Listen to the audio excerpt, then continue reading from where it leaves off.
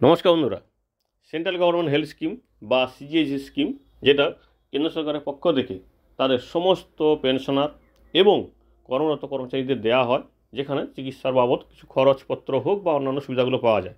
তো central government health স্কিমের একটি নিয়মের বড় আপডেট হয়েছে।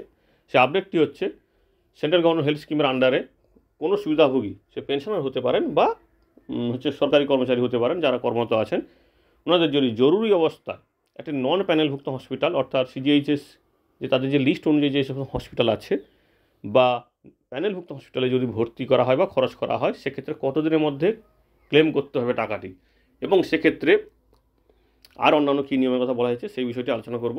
আশা করি ভিডিওটি শেষ পর্যন্ত দেবেন, কারণ আপনারা জানেন সেন্ট্রাল গভর্নমেন্ট হেলথ স্কিম একটি জনপ্রিয় স্কিম, অবশ্যই কেন্দ্র সরকারি কর্মচারীদের এবং পেনশনারদের দেওয়া হয়। এবং সেখানটায় বলা হয়েছে স্বাস্থ্যের জন্য যে সরকারের যে একটা নিয়ম আছে, সেই নিয়ম অনুসারে একটি নন প্যানেলভুক্ত হাসপাতালে জরুরি অবস্থা চিকিৎসার ক্ষেত্রে এবং তালিকাভুক্ত হসপিটালে খরচ করা হলে, দুটো বিষয় একটু বুঝুন। একটা নন প্যানেলভুক্ত হাসপাতালে যদি জরুরি অবস্থা চিকিৎসা করা হয় এবং তালিকাভুক্ত হসপিটালে খরচ করা হলে, দুটির ক্ষেত্রে মেডিকেল রিইম্বার্সমেন্ট একটা ক্লেম দিতে হবে, অর্থাৎ এমআরসি জমা করতে হবে। এবং সেটা তার যে নিয়মকানুন বলেছে, সাবমিশন অফ রিইম্বার্সমেন্ট ক্লেম। তো রিইম্বার্সমেন্ট ক্লেমের যে নিয়মগুলো বলেছে, প্রথমে দেখুন 1 নম্বর দিয়েছে, কর্মরত কর্মচারীদের তাদের সংশ্লিষ্ট বিভাগের দাবি জানাতে হবে, অর্থাৎ যিনারা কর্মরত আছেন সেই সমস্ত কর্মচারীদের তাদের বিভাগে জানাতে হবে এবং খরচ যে করেছে সেটা জানাতে হবে। পেনশনভোগী হলে ওনাকে কিন্তু সিজিএইচএস ওয়েলনেস সেন্টার বা যেটাকে বলা হয় সেন্ট্রাল গভর্নমেন্ট হেলথ স্কিমের সুস্থতা কেন্দ্র, সেখানে গিয়ে তাদের সিএলওআই বা সিতে জমা দিতে হবে এবং সেখানটায় তাদের কার্ডও কিন্তু নিবন্ধিত আছে, সেটা কিন্তু জেনেই কিন্তু সেইখানে যেতে হবে, অর্থাৎ যেখানটায় ওনার কার্ডটা নিবন্ধিত আছে।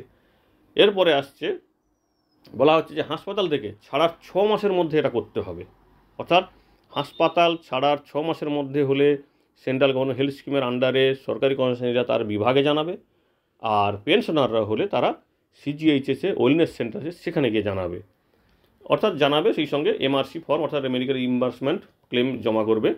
যদি 6 মাসের বেশি হয়, সেক্ষেত্রে সুবিধাভোগীকে একটি ফরওয়ার্ডিং চিঠিতে বিলম্বের কারণ, অর্থাৎ কেন দেরি হলো এত, সেটাও জানাতে হবে এবং সিজিএইচএস নিয়ম অনুযায়ী নির্ধারিত ফর্ম ব্যবহার করে তার ডুপ্লিকেট এবং সেই সঙ্গে তার ডুপ্লিকেট অর্থাৎ জেরক্স যেটাকে বলা হয়, তো সেই ডুপ্লিকেট করেও কিন্তু দাবিটি জমা করতে হবে। এবং দাবিটি কোথায় হবে? শুধুমাত্র 6 মাসের বেশি যদি দেরি হয়ে যায়, সেক্ষেত্রে সিজিএইচএসের যে সুস্থতা কেন্দ্র বা সিজিএইচএস ওয়েলনেস সেন্টার, সেখানে গিয়ে জমা করতে হবে সুবিধাভোগীকে। এবং চেক লিস্ট অনুসারে যাচাইয়ের পর যদি দাবিটি সমস্ত নথির সাথে সম্পূর্ণ বলে প্রমাণিত হয়, তবে কেন্দ্রের কম্পিউটারে অর্থাৎ যে কম্পিউটার মডেল আছে, সেখানে একটি দাবি নম্বর সহ স্বীকৃতি তৈরি করা হবে এবং ওই দাবি নম্বরটি বা ক্লেম নাম্বারটি, অ্যাকনলেজমেন্ট নাম্বারটি ওনাকে দিয়ে দেওয়া হবে সুবিধাভোগীকে। এবার দেখা যাক দাবি স্বীকার এবং অনুসরণ, ক্লেম অ্যাকনলেজমেন্ট এবং ফলো আপ কী পদ্ধতি বলা হয়েছে।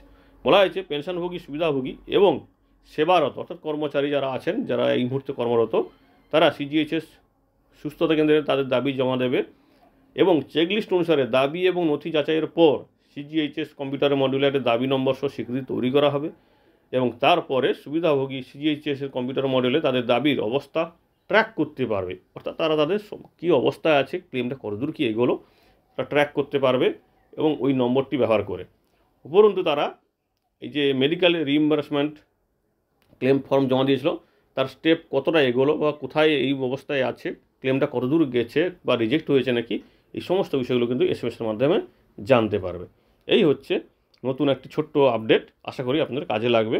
এবং যারা আছেন, অর্থাৎ যে সমস্ত আমাদের ভিউয়ার্স আছেন এবং যিনারা এই সুবিধা পাচ্ছেন, যদি দেখে থাকেন, তাহলে অবশ্যই অন্য কেউ যদি পেয়ে থাকে এই সুবিধাটি, তাদের সঙ্গেও শেয়ার করুন, যাতে এই খবরটি তারাও জানতে পারে। ধন্যবাদ।